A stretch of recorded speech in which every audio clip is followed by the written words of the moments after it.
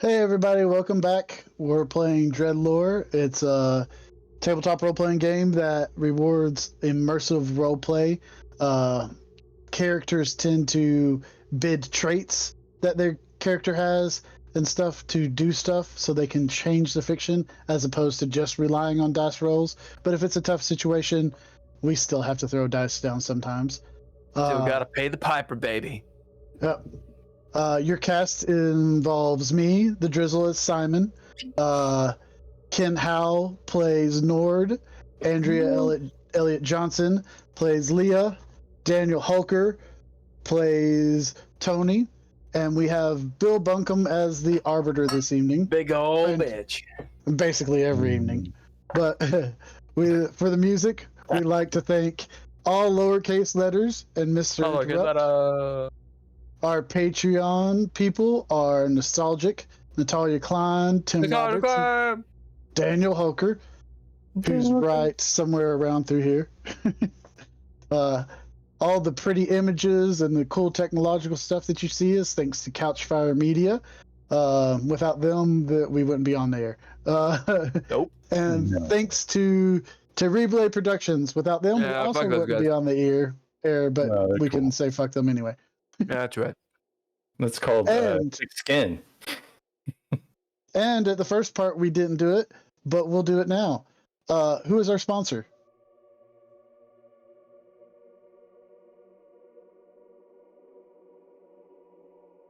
He's like, I wasn't ready. Our sponsor tonight is the Winesburg, Ohio Association of Live Action Role-Playing Games, or WOA LARP. They love us. This association of live-action role-playing games in the greater Winesburg, Ohio metropolitan area represents the interest of all member LARPs and their participants. They are a trade organization made up of five different LARPs, but not the one that Larry runs out of his basement. Larry is weird and not welcome at 3 of the other LARPs. The other 2 still allow Larry to play in their LARPs until he takes the hint. This has been going on for years. He won't.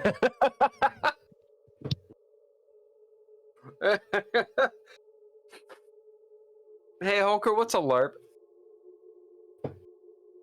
Live action role playing game. What do you know about it?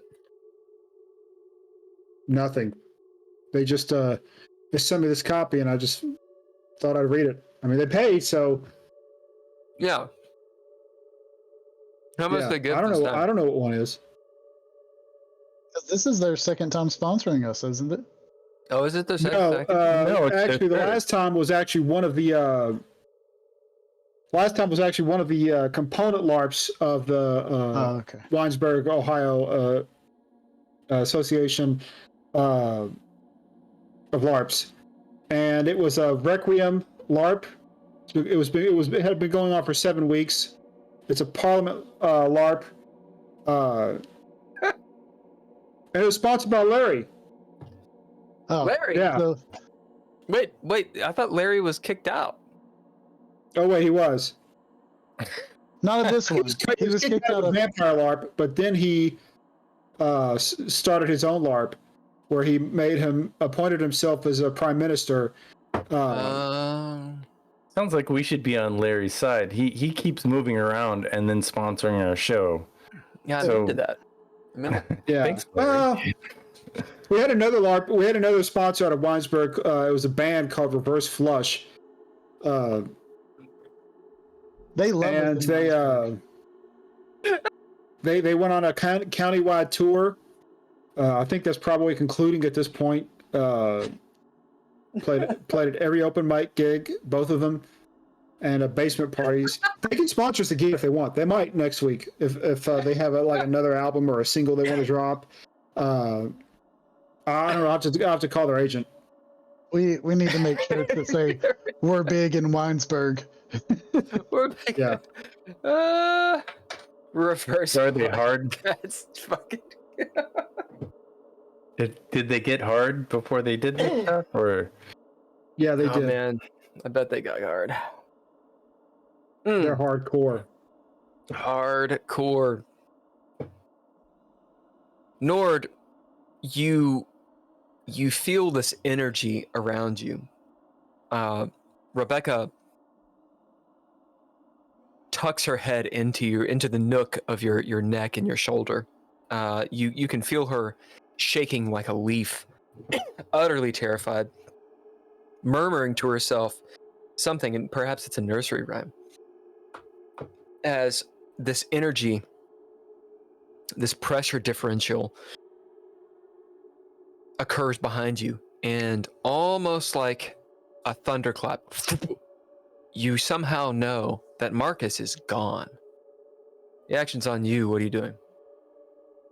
Are you okay? No. How'd you get here? I don't know. What? She eats an apple. Why are you eating right now? so hungry. Everything's gross. I don't know. Gross. I give her a big kiss on the mouth. So good to see you. He just wants some of that apple. She I tried to fish gives you the some of apple. the apple. Andrea is not impressed. Andrea, are you playing fucking Dreamcast? What are you doing? Oh my god, you are! Oh my god, you are! Oh, you suck. You're playing. Is it Dreamcast? No, it wasn't Dreamcast. No. Xbox, right? No, maybe. Sorry. What? I need to keep my brain working. Let us see your shame. Let us see your video's on, Andrea. Oh my god. I was like, is that what's she doing? She's playing fucking Dreamcast. What are you playing? Armored Core. Game? What is it? Armored Core. Armored Core. I think I've heard of it, but I don't know what it is. Is that tanks? It's a mech game. That's pretty cool. Yeah. Not tanks. They're like mechs. I needed something to keep my brain working. Walking tanks. Great. Not the descriptions. Fuck. All right. I'm listening. I'm just, doing so many things. Do your thing. Do your thing. God Almighty. Nord, the action's on you. You kiss Rebecca Foster. I try to. Can I bid something? Are we in the dread, or is the dread ended? We're still in dread. Definitely. I'm gonna bid Smoke and Mirrors to kiss her to see if she's like. I'm not gonna use tongue. I'm trying to assess if she's like a zombie. What? Is this like a Frog and a Princess situation? Yeah, like I want to assess, like Marcus. Marcus was episode 26 that I lost them. I'm pretty sure it was episode 26. And then during the process. And then during the process, he always kisses her. Is like, oh yeah, no, this is not what a zombie gives tongue like. I know, I know what a zombie. I just want to see if she feels like a human, or if she feels like a octopus, or if she tastes like. I don't. Does she taste like hell? I mean, is she a demon spawn? You got Andrea playing fucking video games, and Nord's like, litmus test making out with zombies. Hoka, what are you doing over there? You got to be like, I don't know, like programming or like putting together like fucking model ships, something. I'm taking notes. Oh, Drizzle, what about you? Wish I had like Legos I could pick. What's your side hustle?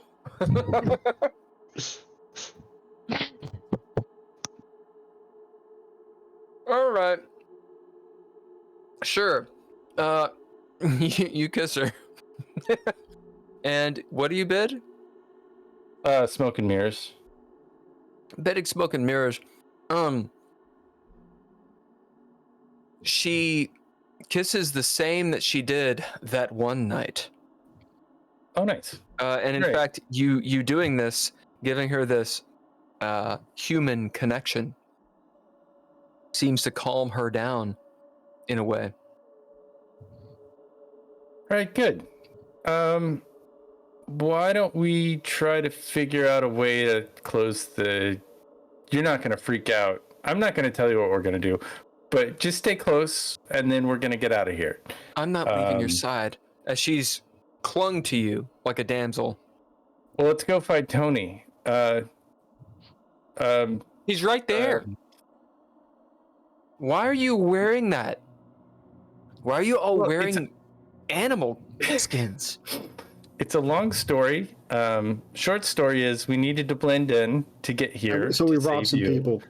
Where are we? And she looks around. I led the charge because I missed you, and clearly they kidnapped you. So I led the charge to save you from this terrible situation, and now is the time to get you out because roll a chaos die. Because she believes you. We're just gonna see which way this goes. I rolled a 2. Not a 1. She kisses you again. Rebecca Foster has finally found someone who cares. Ooh. And we can sort this all out when you get home later, but I think it's important that we get out of this terrible, terrible place.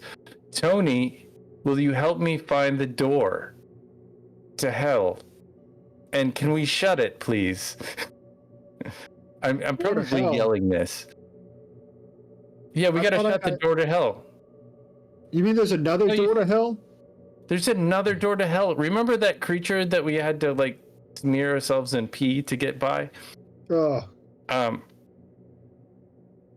We might have to maybe that's the door to hell, but I don't know.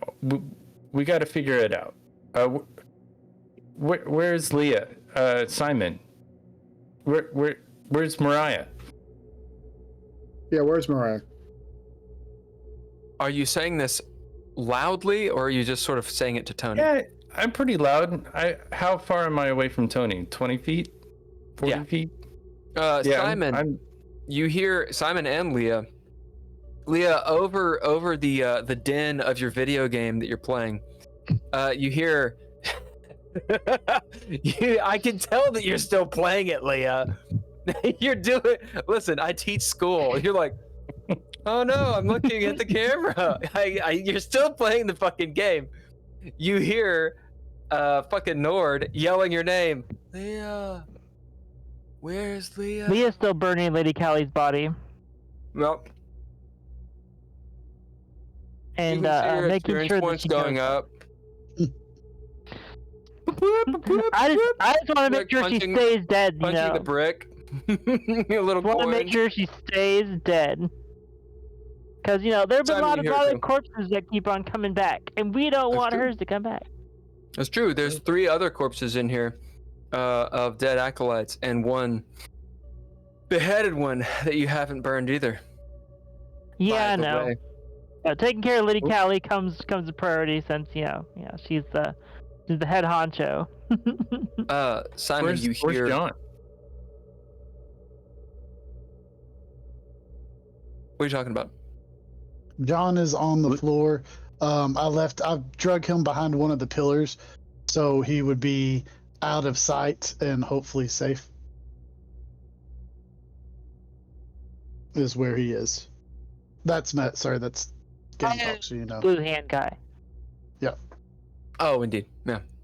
Yeah, he's all kinds of fucked up. You'll just hear Simon yell, I'm searching this back room back here. Well, tell me if you find any gateways to hell. What's he talking about? Mariah says to you, Simon. We had to push a monster back into hell. You know he's on stuff. He's always kind of lofty. I think he's telling the truth. How can he hear us? As Mariah turns around, we'll say that, Tony, since you're using magic, you're talking to everyone as though you're speaking in a megaphone. Yeah. Because I'm in a whole other room. By the powers of Grayskull, I have the power. All right. Let's center really quick. Do I need to draw a map? Drizzle, will you describe what the room looks like, please? Okay. It is an octagon room like this. We came in from the south through big double doors. There are 4 pillars, 2 on each side, kind of equidistance. They go all the way up to the ceiling, which the ceiling's like 40, 50 feet high, right? 50, 60. In the middle is a ziggurat that kind of does this number, which goes up about 20 feet, and there's a little plateau, and then it starts going up again 10 more feet. Out of the 4 columns, Detective John would be about here. I am back. There's another door up at the north. It's smaller than the one that came in, but I'm in that room with Mariah. It's T-shaped like this and goes down, and we're in there searching. Now, out of that area, everybody else was on the western side, you said? Mm-hmm. So that means that you guys are over this way. Is that good? Okay. Yep. Yeah. So Leah's on the first level. Everybody's on the floor. I don't think anybody's on the zero. I'm up on the second level. Oh, you are? Or I ran up to try and find Rebecca. Okay, and yeah. You're in the back. Yeah. But there's a third level. Yeah, there's the top level. Okay.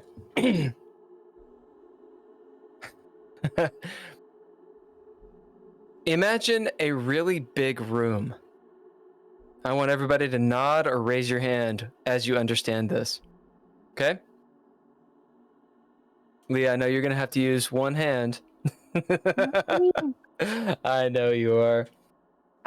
The room itself, it doesn't really matter that it has 8 sides. It does have 8 sides. This is a lore thing. Just imagine a really big fucking room. In the center of the room is a ziggurat. Okay? So, Holker, it's like a Mayan temple.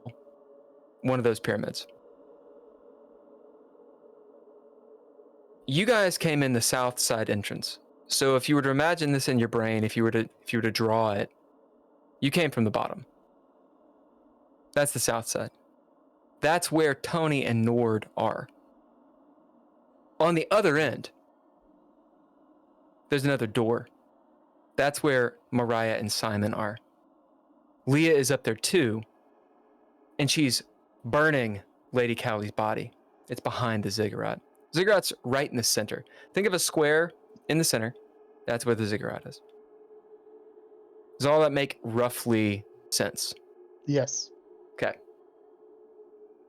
So, Tony, as you're using this magicka, we'll say that as it bends reality, it's literally what void magic does. Kind of like in a room where like the acoustics are such to where you can talk into the wall and someone on the other side can hear you. You guys know what I'm talking about? Yes. For a moment, Tony, it's like you're right there. You can hear Mariah and Simon. And Simon, you and Mariah can hear Tony. As you hear that conversation, it fades just as quickly as your magicka fades, Tony.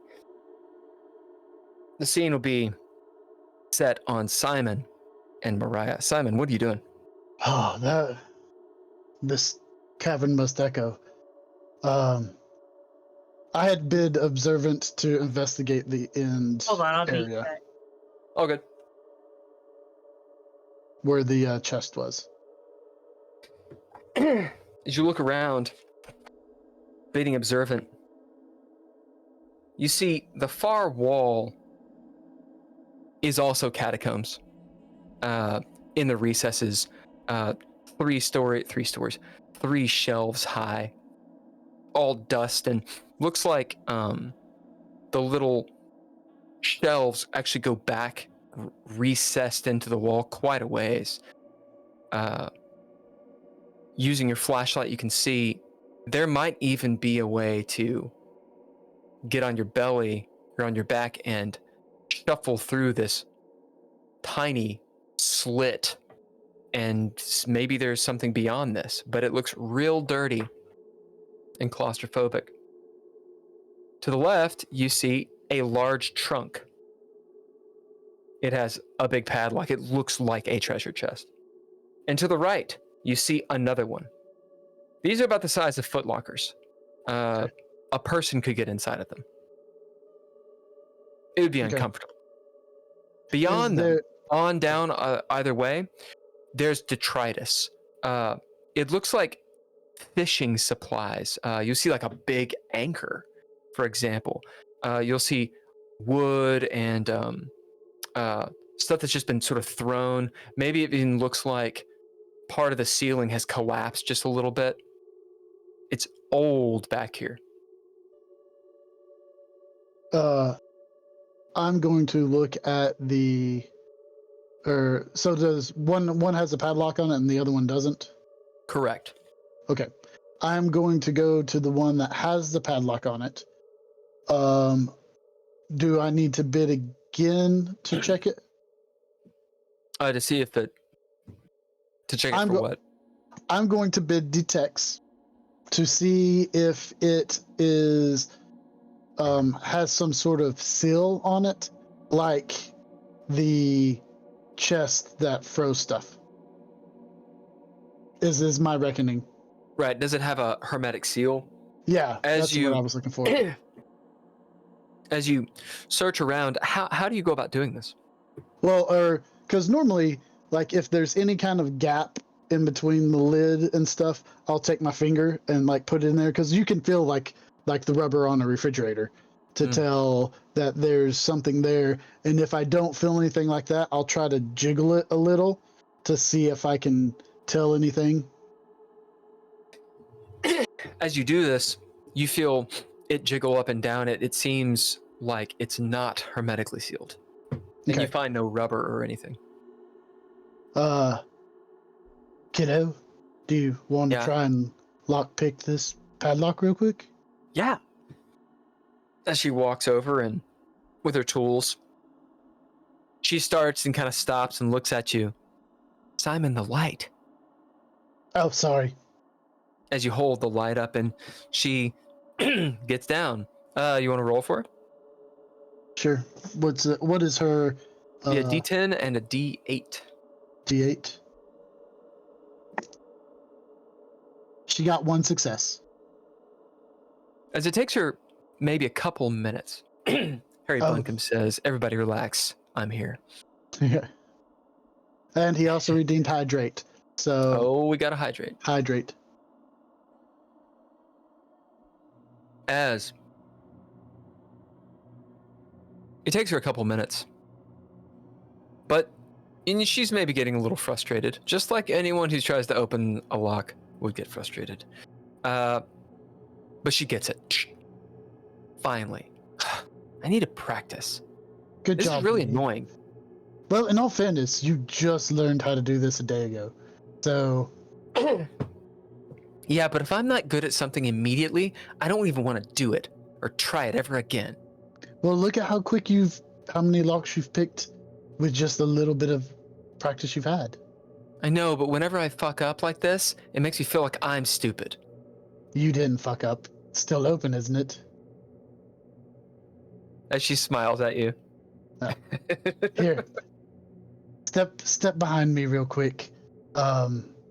In case something happens when I open this. She does. And I'll take the padlock off, and I will, slowly start to lift it until I get it open. Harry Bunkum, congratulations on the watch streak reached. 5-stream streak. What? Leah, you have taken the sacrificed person's shirt, lit it on fire, and have thrown it on top Lady Cowley's corpse as her clothes are now catching fire. There's the smell of bacon. Or as Holker says, long pig. Or is it Drizzle? One of you guys. No. Drizzle. Was that Drizzle? Yeah. Long pig. But that's not bacon at all, though. Yeah, I mean, like this long is pig. literally long pig. What she's doing. So. I mean, She is making long pig. She's making some long pig. Holker, you get a narrative point by Harry Bunkum. Thank you. Somebody's gonna get a pip. Burning flesh. It's what's for dinner.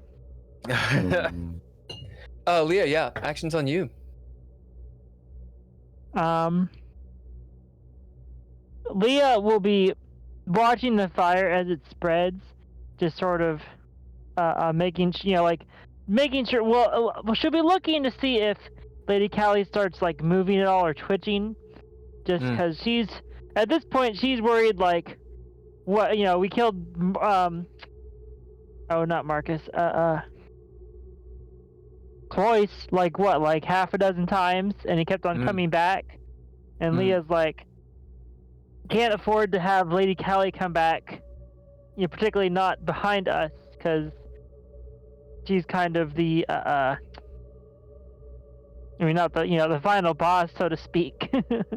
And we don't want her to finish what she was trying to do while we're cleaning up, As you're standing there watching, you see that her body's, it's a corpse, it's not moving. There's a crackling as the skin starts to burn, or the skin starts to burn. You can tell that her clothes being on fire like this it's not gonna destroy the body. She doesn't have enough clothes on to keep the body on fire. But you do see how these third, second, first degree burns are starting, to erupt on the skin, and it's blistering up and such. She's not twitching. Her head is face down in the mud. As she is on fire, her legs are probably exposed, are they not? Yep. So Leah will actually start dragging her towards the brazier that she actually got the fire from. Mm-hmm. Again, like you said, noting that that's not going to be enough to burn her, burn her flesh away. Leah will actually drag her body to the brazier and and toss her in. All right, as you start dragging her body over there, what do you bid to move this body? Let's see. What do I have left is the real question. I have Soldier. Bidding Soldier, you heft her legs up and huff it, injured as you are. You get the body to the brazier itself. As I described it before, you had to get on your tiptoes to get to the actual bowl of the brazier. So lifting her body up and over is going to be very, very difficult for one person. Are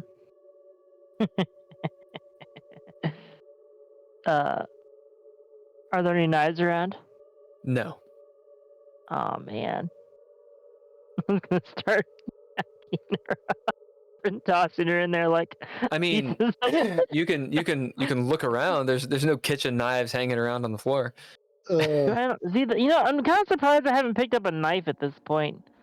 I don't know how I managed to not do that yet. Technically, there is a bladed weapon. There's a throwy stick. That's true. Oh yeah. Leah, remembering that, looks around to see if it's anywhere nearby. Yeah, it's actually next to where Lady Callie's body was. So Leah will actually go ahead and jog back there. You do. You see and this grab it. large haft, like the thickness of like a baseball bat. This thing is a good 8 feet long, and it has a wide, sharp metal tip.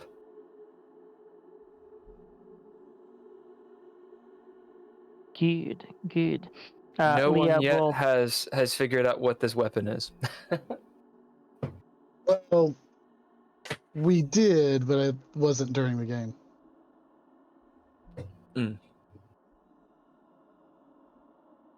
What did you say it looked like? So it looks like it's a big, haft with like a long. Yep, it almost tip. looks like a spear, but the one, it's oversized. Two, the haft of it, this wood is rather thick. Like it's actually kind of hard to grip. It's so thick. It's not really made for like perhaps a person to use, maybe.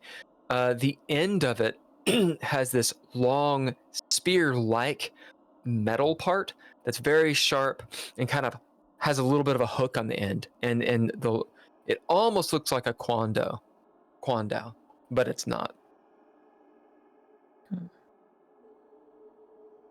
Interesting. It looks like it's made for throwing.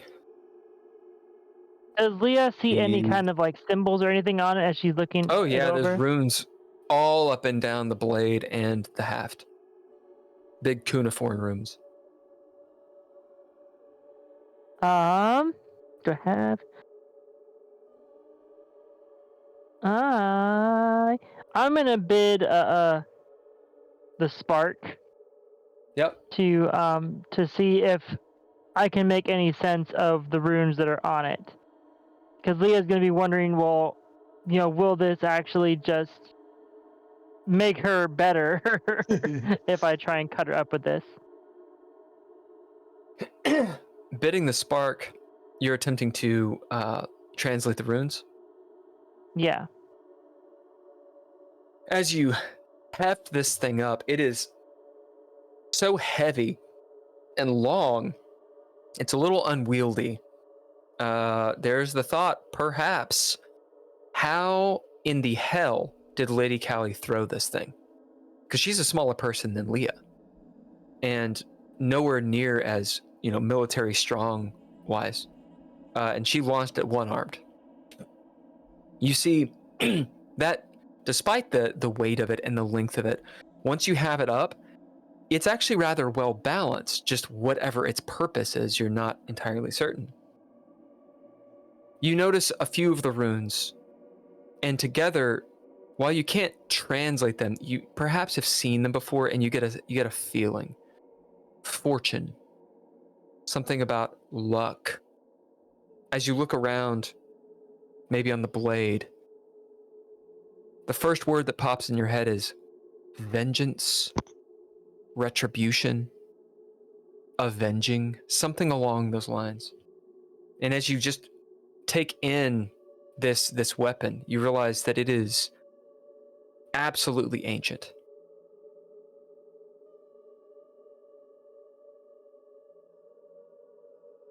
Makes me think. I know, it makes me think of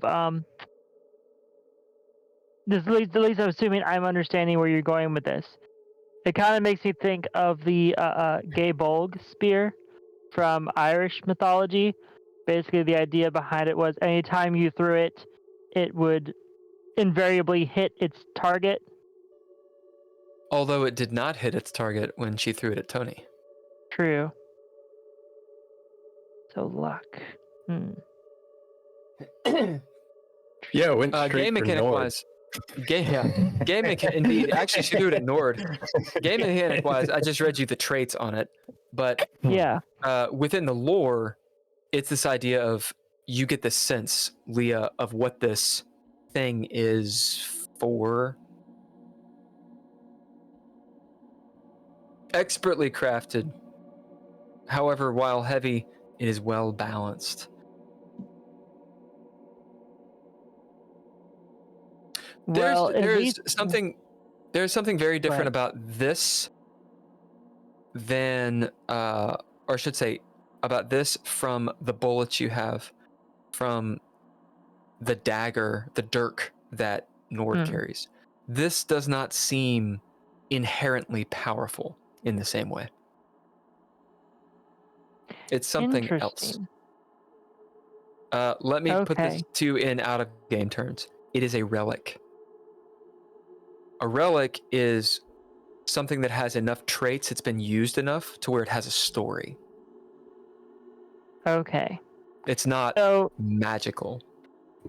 Okay. So it's kind of like it's almost in a sense what's the Japanese the notion of everything having a spirit and Exactly. It would be like yeah. It'd be like if 100 years from now, someone found Nord's camera or Simon's flask. Like, it has a story, it has power because of that. Those are relics. Yeah. Okay. Gotcha. Well, Leah, being at the very least satisfied in knowing that it probably is not going to help Lady Callie, she takes it over to Lady Callie's body and starts, cutting off her limbs first to throw them into fire. A bit bloody. That's a perfect bid. Right. So this will be a sanity roll.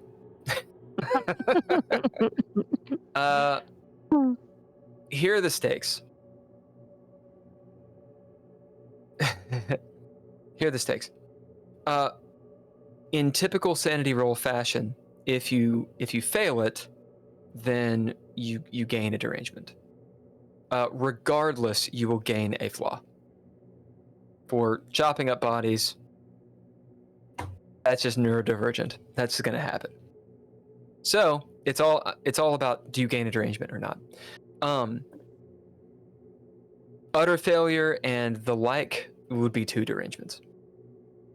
All right. So as you saw off Lady Callie's, how do you start this? Oh, I mean, it wouldn't be sawing off. It'd just be like, chop. Like, what are you doing? Yeah. No, you're. Have you ever seen somebody chop wood? Yeah. You sort of find the place where you want to hit, and then you go up and one clean strike. Yeah.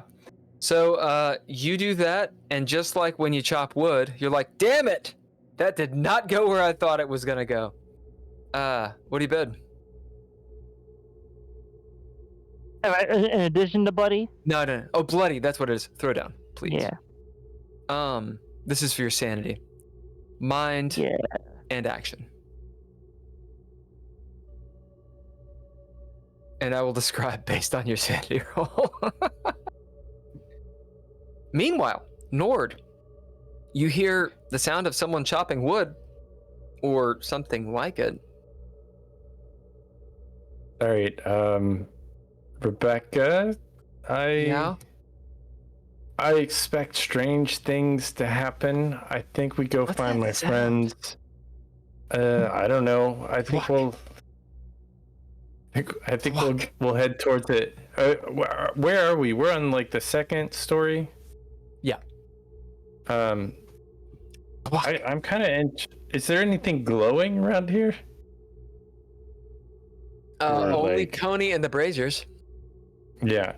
Okay, I'm gonna go to the edge and look over the edge. And north side or south side? Where we can't. I'm gonna go to the edge where the sound is coming from. Yeah. You look down, you see Leah chopping up Lady Callie's body. And I'm gonna shout down once I throw down my sanity. Rebecca looks, she goes, what she screams in your ear. That is, I got 2 successes. I don't know how many successes I need. Just You both are going to fail right now. Threshold. The threshold to chop up a body and do it cleanly, where you don't lose your sanity, is 5. Question. Can I? Good, Nord, good. So I'm going to. for you, the threshold is trace. 3. Or you're not the one doing it. Can I? I'm gonna bid a trait for the pain to activate Kobayashi Maru. Yep. To grab Rebecca Foster by the eyes and try to distract her immediately. By the eyes? Well, I mean, just cover her eyes. Oh. And cover her eyes. Pull her back. Like, Okay. Pop her eyeballs out? I'm going to cover her eyes and pull her back and say, oh, shit. Yeah, as she falls on you, you're on your back, she's on top of you. And then I'm going to yell out, Leah, what the hell are you doing? Leah, what'd you get? Okay, so I got 3 successes first, right? So what I'm going to do, first I'm going to bid unscathed to activate turmoil in philosophy, and Leah kind of pauses for a second, which, that's a normal success. Leah kind of pauses for a second and says, maybe I shouldn't be doing this. Like, maybe maybe this is not the best way to deal with the problem. And then I'm going to bid Masad to activate counterpoint and say, no. We need to make sure this bitch stays dead. Yep. How many successes you got total? That's 7 total after that. So as in this game, in the errata, you cannot get a narrative point without rolling over 2, but in this game, we've been playing this way, so you get a narrative point since you beat it by 2. Okay. In the errata, it's going to be, you can gain successes, however, but to actually get the narrative point, it has to be rolled. Gotcha. That is neither here nor there. As you've chopped off a leg or 2, as you hear Nord, you're covered in blood, by the way. As in, like, thwack. You kind of, like, gotten into the swing of this, maybe even thrown a foot up, as you have this internal monologue, which, by the way, is really good. This back and forth with yourself, Leah, as you go to your grisly work and you hear Rebecca chirp and Nord say what he has. The action is on you guys. Do I need to try to figure out? You said 5 successes? No, 3 for you. 3 for me. Yep. Well, I still need to. I am going to pull the coat over my eyes and her eyes. I was going to do this, but I'm going to pull my coat of many colors over my eyes and her eyes and say, Yep. And like I'm gonna dose her with some anti-poison, just because.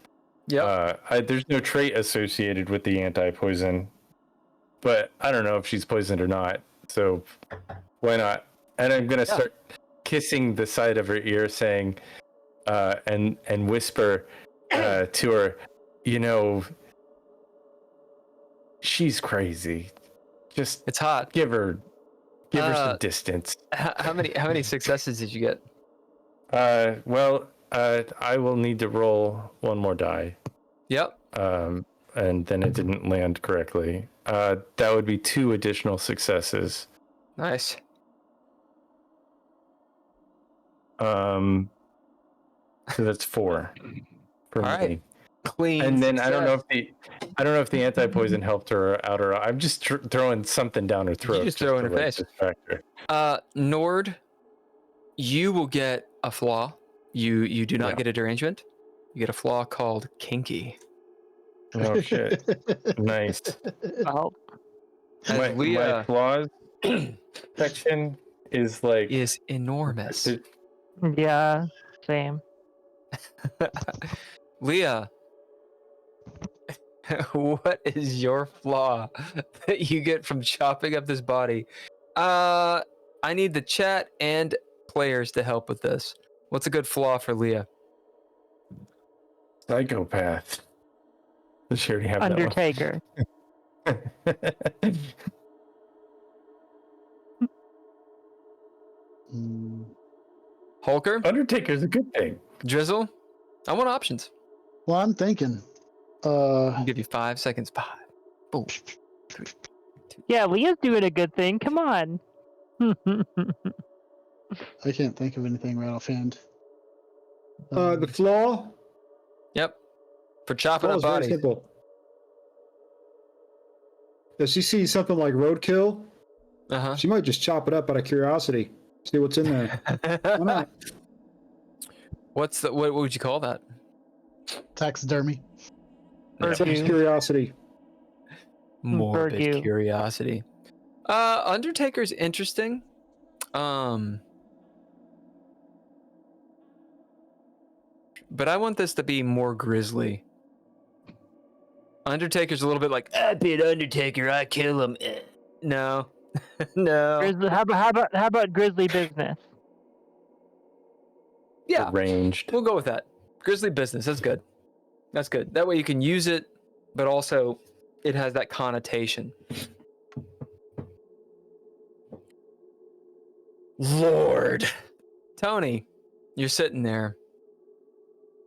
Several of the pages of this book break off as though, you know, when paper, after it's been burned, it turns black and then it turns into ash afterwards. Yeah. It's overly burned. You see several of the pages. As you've cast spells from this book, you realize it won't last forever. Actions on you, sir. You are alone on the south side of the pyramid. You hear Rebecca Foster's scream, and then Nord's sweet nothings in her ear. You hear the thwack, thwack. I start running around the corner. Yep. And just out of curiosity, am I still kind of glowing at this point? Yeah.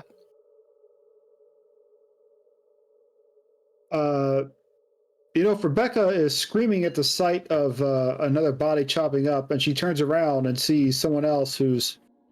Well, you're below, and she's up top. And Nord has her under his coat, and he's, like, kissing her neck. I say, because I hear Nord, I say, Nord, what the hell's going on up there? I think Leah's cutting up what's left of Lady Callie. Shouldn't we shut the door to hell? I don't know what to do with Leah. I really don't. I feel like we're just better off leaving her be. Fuck. Where the hell's the door? I think the door is that first room that we went right. to. Let's go while I'm still glowing. I agree. Can I follow him? Where are you going? To where we saw that amethriopod. What is it called? I said that wrong. Ambiolish. Ambiolish. But it's you out the might south want to side entrance. You might want to wait for me. I got something that might help you not get What's killed. That?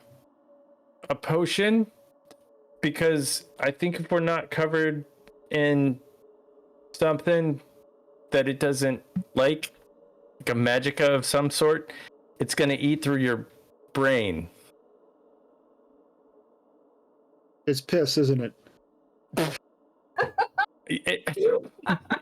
I don't know. I might be out of pee at this point. Should we roll to see if I have any pee left? Hey, Leo, roll me a d12 and tell me high or low.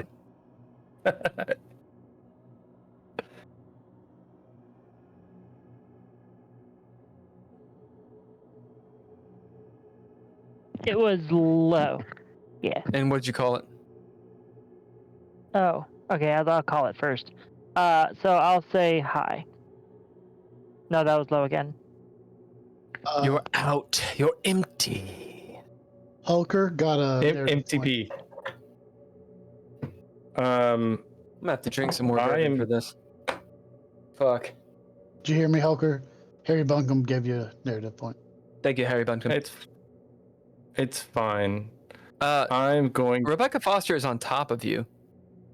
Oh, she's like, where are you going? We're gonna go away from here. I think we're gonna go see Hulker, or not Hulker. Who's Hulker? Tony. No, Hulker doesn't exist. He's confused. Hulker's a Patreon, but we don't need to worry about Patreons. Patronizer. Let's go.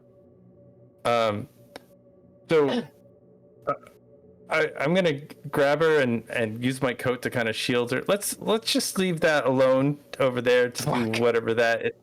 Yeah.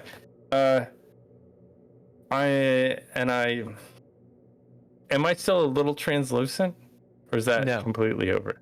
That's I'm completely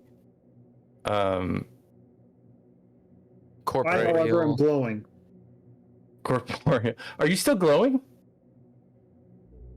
Yep. Oh, yeah. No, if you're still glowing, you might be safe. But I'm gonna mix up a little potion Rebecca really says, fast. safe from what? Well, just hide behind this door. We're gonna go in this other room. And as you come down the stairs to the other room, Simon, you're opening the chest. Within.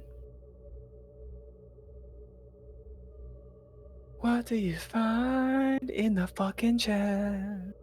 Mama, mama, mama.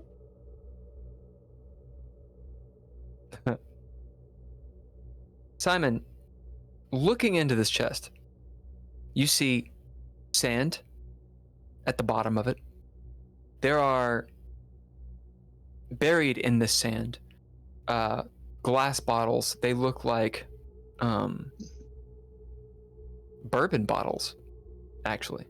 We'll see how many there are. Roll a d6. 1. All right. C2.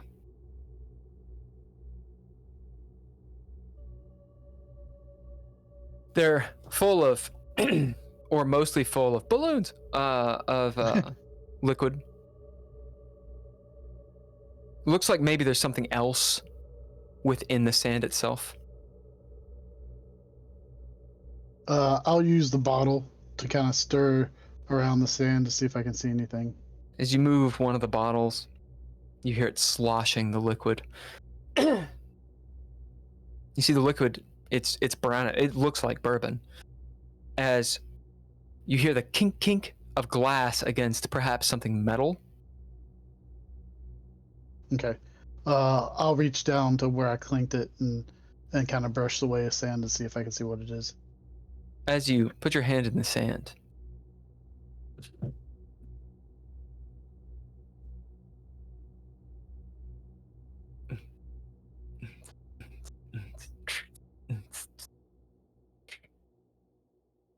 shot rings out.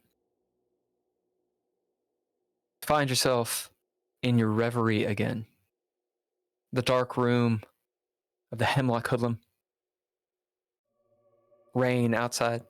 The detective you just shot in the chest stares at you with wide eyes, falls to his knees, falls over, dead. You look up, and through the winding corridor at the end, you see Alfred. Albert. Oh, right. Ken wanted to. Yeah. Ken wanted to rename him. He wanted to rename him Alfred. But yeah, Albert. Sometimes he went by Alfred. Staring. He's got his gun up at you, eyes wide. You hear the silly cackle of the Hemlock Hoodlum somewhere in this room. Ha! Actions on you. Albert, what are you doing? We've got to go after him. You just shot. He ran in front of me while I was shooting. You see him aghast at what you've done. There's a mixture of emotions on his face. I was shooting for the hoodlum, and he ran in front of me. He should know better. Action's on you. Why do you have that? We've got to go after him. And I will turn to, I'll start to turn towards the sound. As you turn towards the sound and you see this warehouse full of mannequins and winding paths of detritus. It's been laid out like a haunted house, like intentionally so. The lightning flashes. There's no light in here, of course. Is it still? Is this LSD still pulling down? As far as you know. Okay. I'm headed towards where I hear that because I don't know it's LSD. So I'm heading towards where I hear any kind of sound or movement, laughter. And I will bid. I'll bid a flaw called In the Fog to do it. Making your way around, you hear the thunder. Floorboards beneath you creaking. Reluctantly, Alfred follows a little bit far behind. You can tell you're going to have a conversation with him. You could tell in his eyes he didn't trust you. Something dark lurking there. As you round a corner, there's, of course, a doorway. It looks like it's been barred shut, maybe with a chair or something. And there's what may be candlelight, maybe a small like light bulb of light peeking through the cracks. You can see movement of a shadow.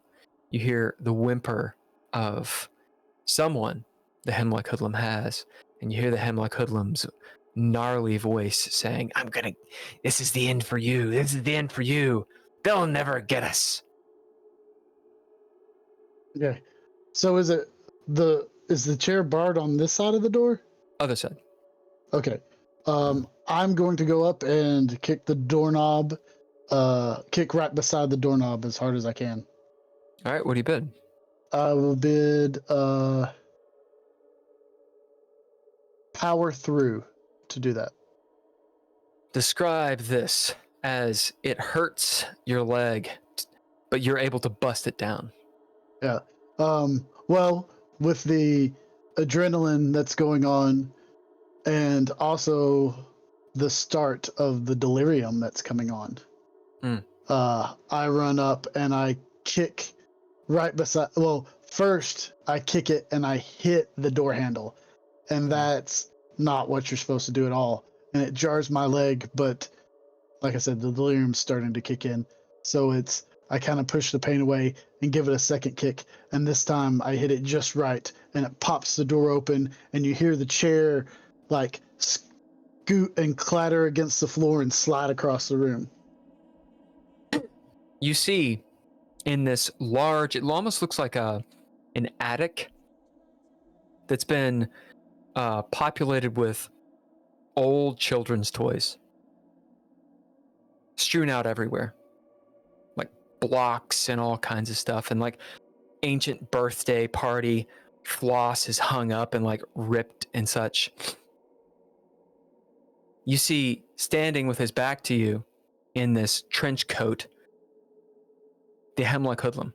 He's got his ski mask pulled down, and he's hunched over someone in a chair, probably a child. You can see like their 2 feet kicking. Stop now or I'm going to shoot. As you hear the cackle from him. You can't stop this. And then as he raises his hand high with a razor blade in it. Okay. To come down. Whichever hand he raises, I'm going to aim for his shoulder blade of that hand or of that arm. So I'm not trying to kill him. I'm trying to disarm him, basically. You hit the girl! You hear Alfred yell Albert yell as Albert attempts to tackle you to the floor. We have to stop him.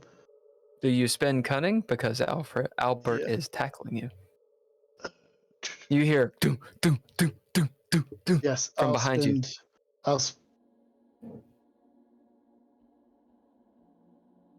Your tasty, tasty resources. Yeah, I'll spend cunning.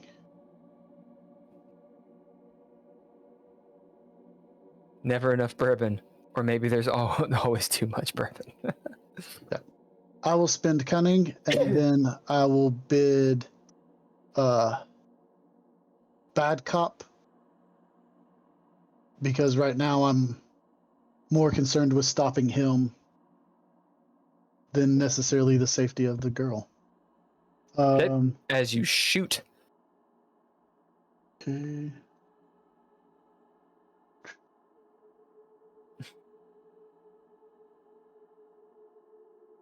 One. Threshold to hit the Hemlock Hoodlum is 3. And you get your Chaos die for the called shot. Okay. Okay.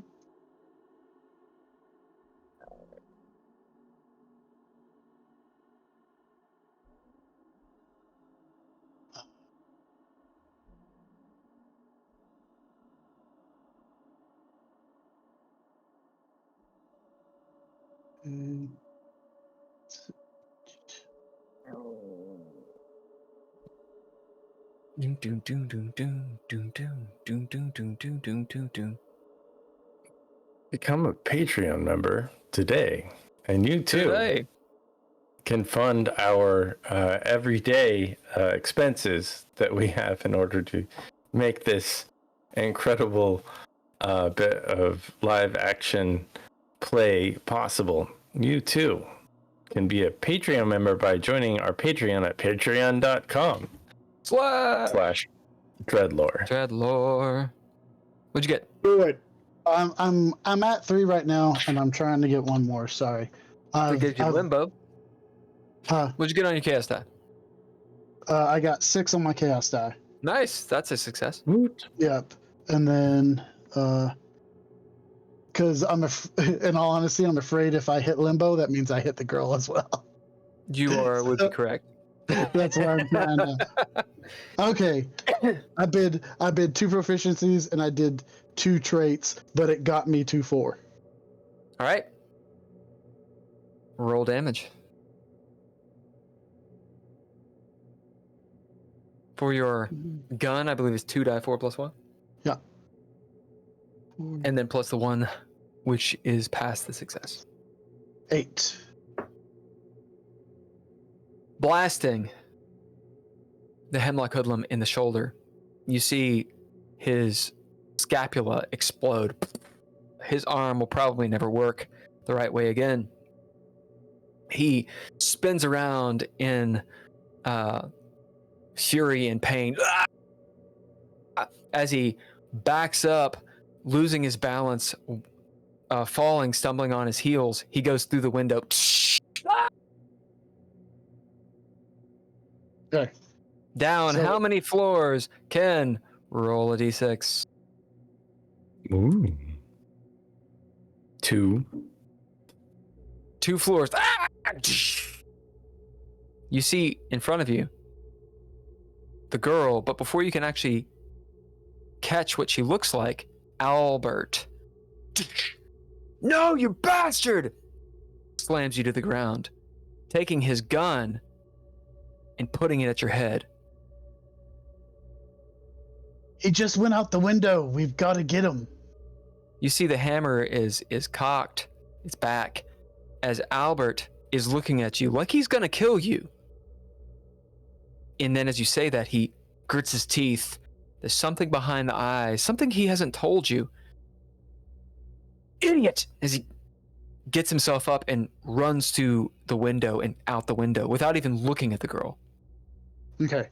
I will get up and head over to the window first to see his progress, and then like just a quick look. You see him going down a fire escape. Okay, and then I'll head over to the girl and check on her. Her hair's down as you go and check on her. She's all bruised and stuff. As you push her hair back. What is it? You see Mariah's face.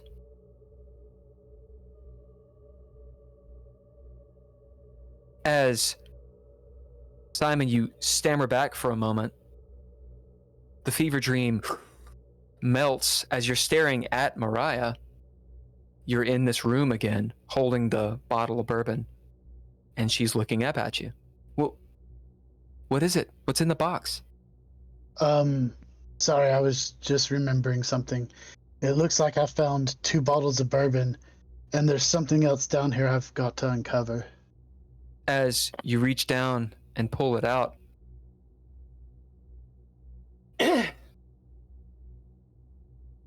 this artifact-looking thing, it kind of looks like a gun, but an ancient kind of gun. It doesn't have a wheel or any bullets or anything. It has a barrel, that's obvious. The barrel is ornate. It has holes in it.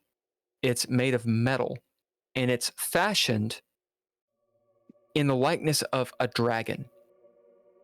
The mouth, the barrel end is the dragon's mouth, spitting out perhaps fire. The body, the barrel of it is the body of the dragon as it sort of forms into what could be held. You don't see any obvious trigger or anything. It looks like maybe something could be stuffed inside of the barrel. You know, it's about, say, 3 feet long. So it's kind of like a sawed-off shotgun looking thing. This kind of looks like a blunderbuss, but maybe you get a narrative point. But as it in fact looks like a blunderbuss. Maybe from China or Japan and not the European region. DJ No Fly redeemed, don't slouch. Let's see if we can see what's in that other chest. Outside, Leah, you're about a third of the way through chopping up a body and having thrown bits and pieces of it into a brazier. It's grisly work. It takes a while. You know, you've chopped through some ligaments, and there's some bits and pieces that are tougher to get through, and organs have spilled out, and you're covered in blood and shit. Yeah, it's like a scene from American Psycho. You know, it's all good. Lady Callie's face with a big bullet wound is still there, looking up staring at you. And every time you move, you feel like the eyes slightly follow you. Oh yeah. Yeah, keep looking, you bitch. I want you to. Actually, Leah might kind of have a bit of a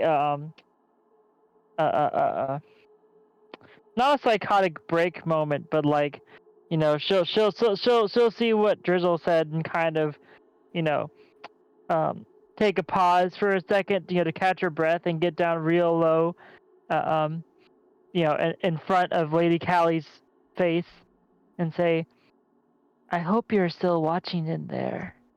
I want you to witness every single second as I tear you to pieces and rend them in the flames." You definitely lose sanity there. So gain a derangement. Okay.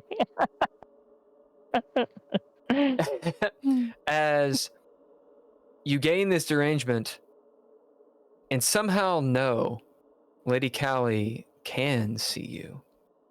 She can feel this. You're getting back at her through this corpse.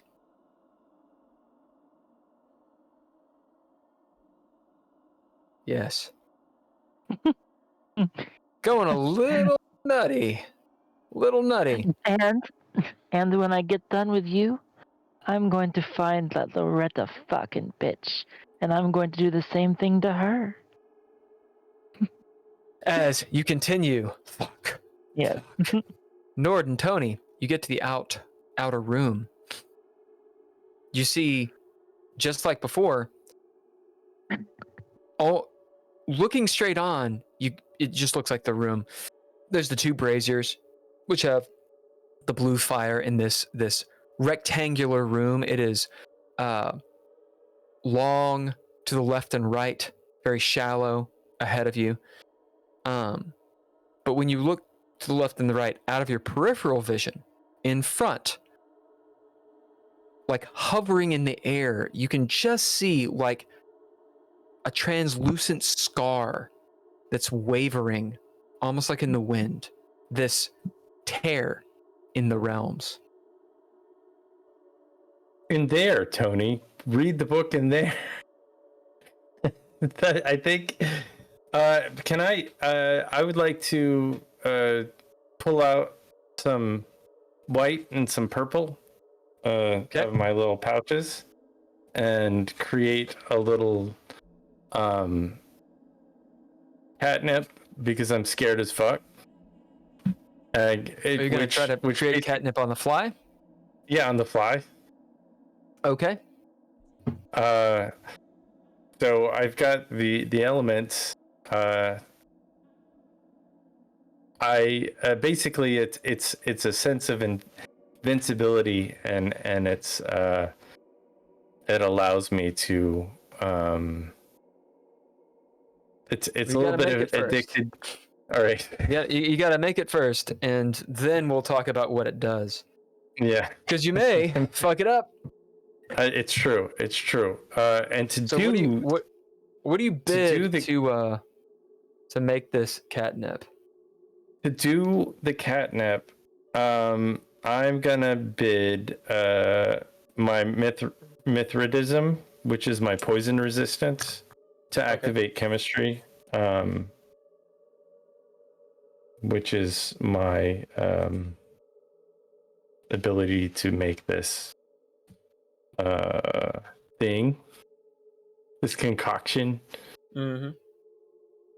And I'm going to kind of use my coat. I'm going to set my coat on the ground and do it, so I get a little place to mix it up, and the different vials and stuff.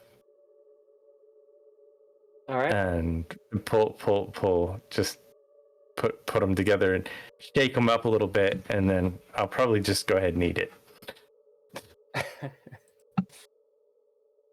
I mean, why not? Well, I mean, I'm feeling very invincible, so a little sense of invincibility, a little sense of I'm getting ready to step. Like I don't feel invisible anymore, or like a little bit invisible. I feel like if I step into this room to help Tony out, this thing is gonna eat me. So I need something to help me out with it. Basically, it gives me one additional success to reaction rolls, but it deals me 2 damage if I when I take it, I guess, is the way I read it. Yeah, you got to make it first. Yeah, exactly. So this is all about the making of it. All right. So we'll see if that's successful, and then we'll see what happens. As you bid to make this concoction, you'll need to throw down. All right, I throw it down, and that is 3 successes. So I think I've hit limbo. No, that's 4 successes, and I also rolled a 10. That means you get flare. And so I should be able to get one of my things back. And I just take it. I just take it immediately. Let's go get this thing, Tony. Close the border from America to the bowels of hell. Yeah. Mind you. Yeah, let's close this border down. They don't have the right documentation. The documents, like I don't see any passports. Nord, close it down so we can do less work. Throw it on your chaos die since you're mixing on the fly.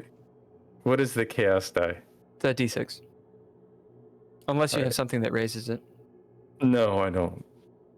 I'm gonna spend my fabrication to re-roll. Actually, why? Can I? No, wait. Instead of spending my fabrication, can I use my because I just used it. I would like to use it again. The Mithrandism. That's the trait I choose to get back to activate Quick and Dirty, which gives me 2 additional successes. Am I making that up? No, it's fine. It's just it's the chaos. Oh, this is the chaos. Oh no, you're right. You are correct. Yeah, so I'm gonna use fabrication to reroll. That's a 4. That's an additional. So that's an extra success. All right, so that means you have near to point. Okay. What that does is I'm looking at the table. So we're gonna determine the side effects, and we're gonna make it a whole fucking deal. So as you hit danger level 3, so it'll be either a danger level 2 or 1. Who wants to roll a d12?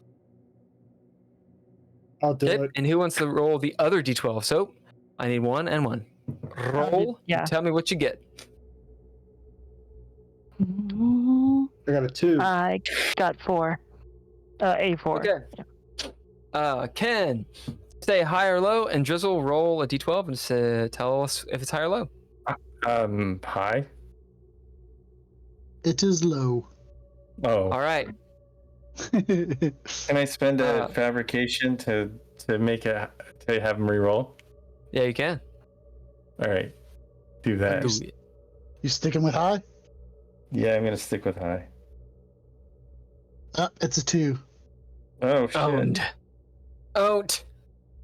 Can I spend a learning proficiency? Yeah. Oh yeah. Okay, call it. We'll go with high again. That's a 10. All right. In that case, it is danger level 1 minor side effect. Andrea, what did you roll? I rolled a 4. And Hulker, what'd you roll? I rolled a 2. Ken, you get to decide which side effect this is. As you stuff this catnip in your mouth, do you have bloodshot eyes and cotton mouth?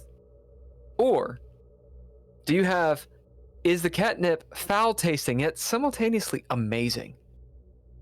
I just because I think narratively this is interesting, I think it should be foul tasting and amazing because my eyes are already bloodshot and I already have cotton mouth. As you taste this stuff, it tastes like raw medicine. It's awful, and yet somehow you are an addictive person. It's kind of like Boost. That Boost, like when you're sick or whatever, you take the Boost and it's got that foul like metal thing, but it's also chocolate. That's it. It's foul and metal and chocolate. As you get the effects of catnip.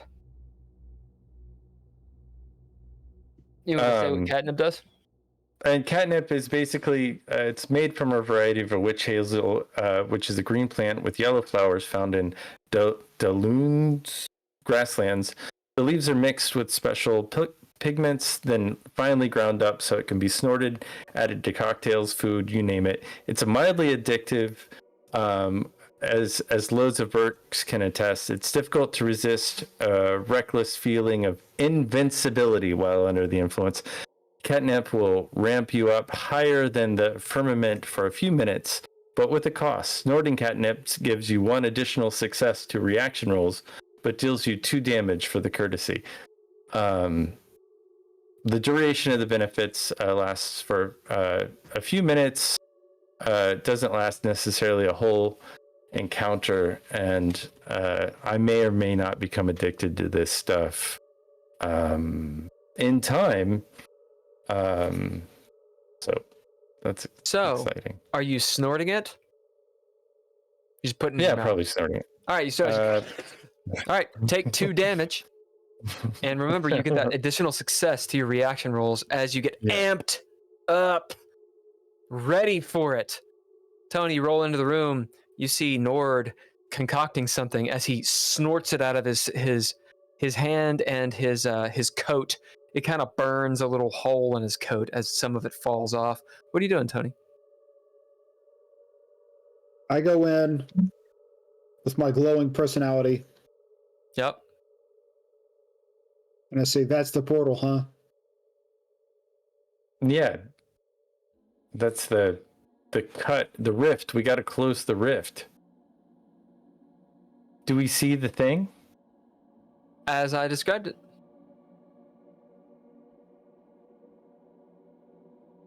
Can I bid? Lift the book up a little bit, Tony. Yeah. See. You can't see the book. Yeah, There you go. That's perfect. I read a passage from the book. Do I need to re-describe the scene? Do you guys actually know where you are and what you're doing? Did we step into the room? No, I don't think I was in the middle of trying to figure out how to.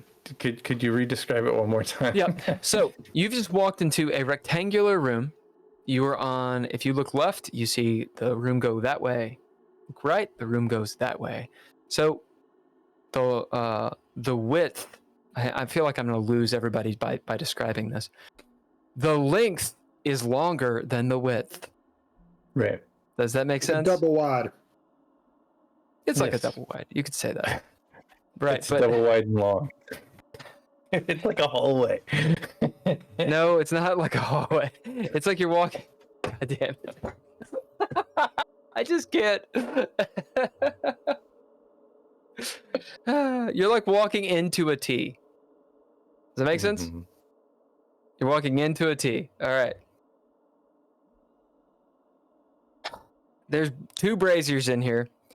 Straight in front of you, all you see is the 20 feet and then the door leading out into where the pool is to get out of here. However, when you turn your head out of your peripheral vision, you see the scarred tear in the realm fluttering like in the wind. Yeah. That, I think we should affect that little tear. Do you think that's where they're coming from? Tony? Where else? I mean, I don't know. This is the only place that I saw. I mean, I presume this is where it's coming from. Do we hear anything coming from this tear? What do you bid?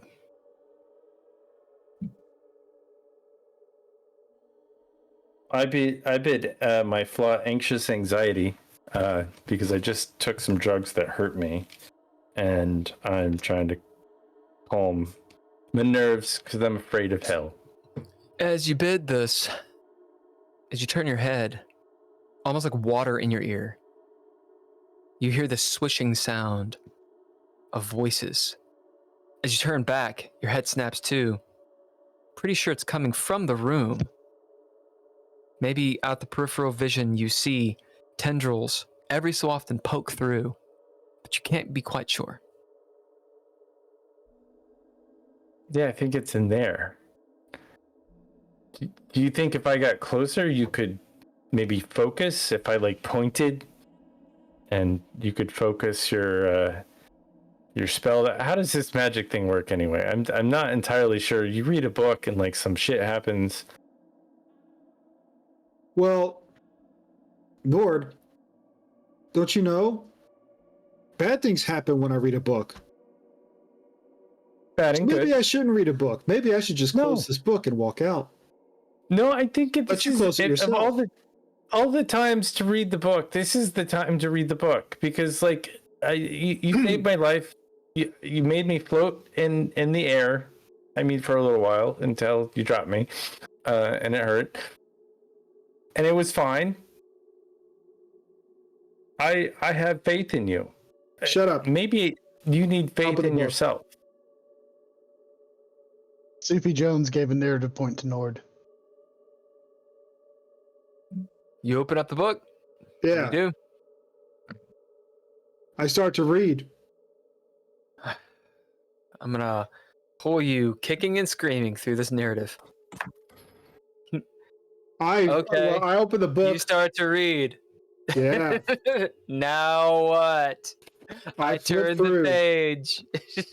Kalima, Kalima. Looking for something I can recite to make something go away. I'm gonna bid Nord sense to see if I can see where it's coming from. My trait. Yeah. Bidding Nordsense, you're pretty sure you can feel the rip, the scar. Tony, again, this book is written in this weird language. You haven't read all the way through it. You have to have an intention. It's all about you. I want this portal to close. All right. What do you bid to make it happen? I will bid.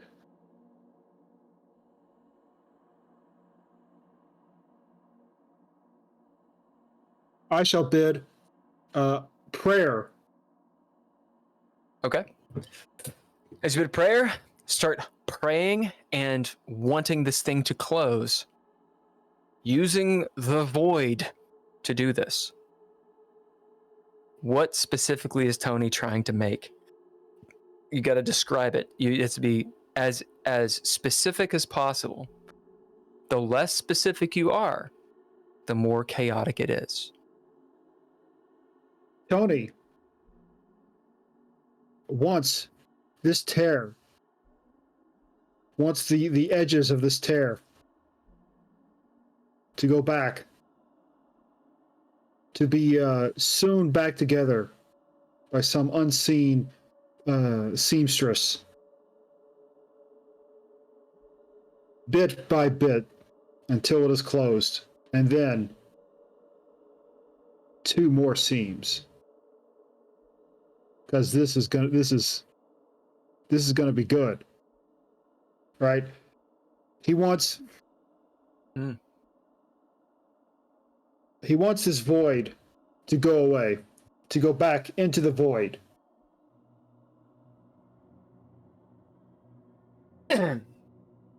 As you start praying, reading from the page, you get the image in your mind, Tony, of a lady.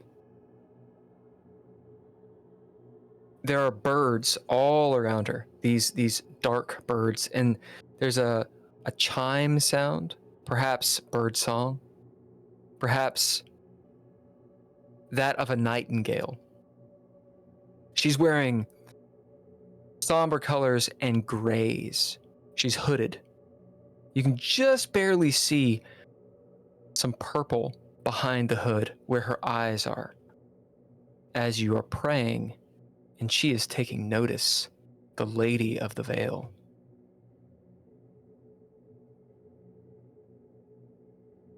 Roll your chaos die, and you'll have to throw down. This is big medicine. 5 on the chaos die. Good, that's a success. So mind and your action. Threshold 5. 3 plus the chaos die. Okay, I'm not going to add your successes for you. You got to do your successes 4 on your dice. Yeah. That's 4. And I will bid Frodo Baggins. Okay. Is that to activate an ability or something, or what? That's a trait. No, wait. I have to use a proficiency, right? Proficiency to reroll. You bid a trait to activate an ability, which would give you successes. Or a ninja gear to give I'll bid my last trait that I have not exhausted, and that is turmoil and philosophy. Okay. Does it have any upgrades?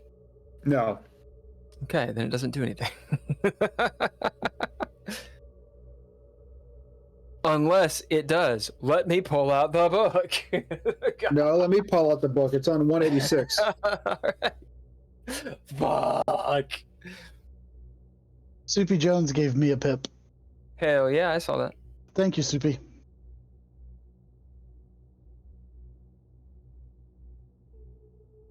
Doom, doom, doom, doom, doom, doom, doom.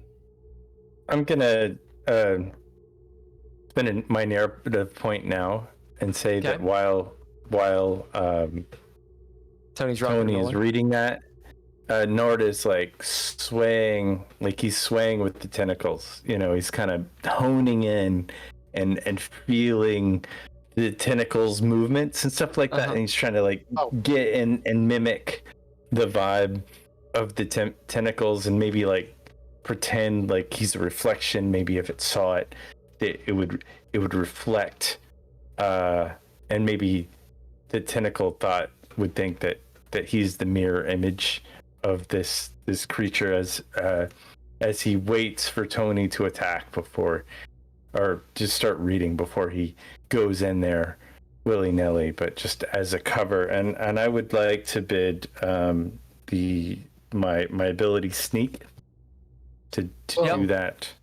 You didn't make out with this thing, so I know. You did. So I'm getting familiar with it. Tony, I also Turmoil and philosophy doesn't increase my successes, but it looks like it decreases the other part, the successes needed. All right, so decreases it by 1. Ergo, how many do you have? 4. Okay, and that takes you to limbo. So it was threshold 5. Now it's 4. Can I assist him? How are you gonna do it?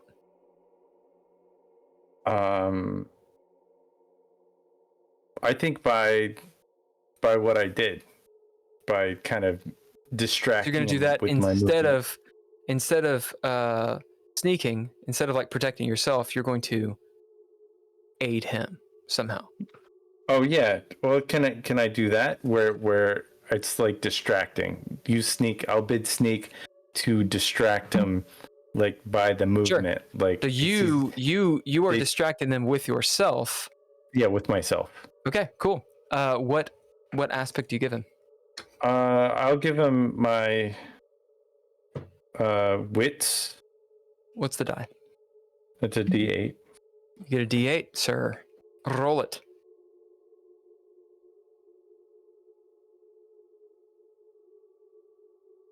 That's a 3.